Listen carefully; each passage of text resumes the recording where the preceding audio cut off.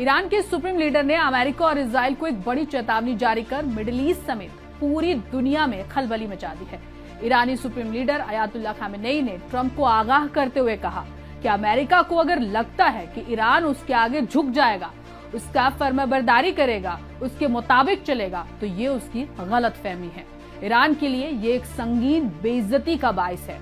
Iran किसी कीमत पर अमेरिका इजराइल के आगे नहीं झुकेगा। ईरान किसी भी कीमत पर अपने न्यूक्लियर प्रोग्राम को रद्द नहीं करेगा।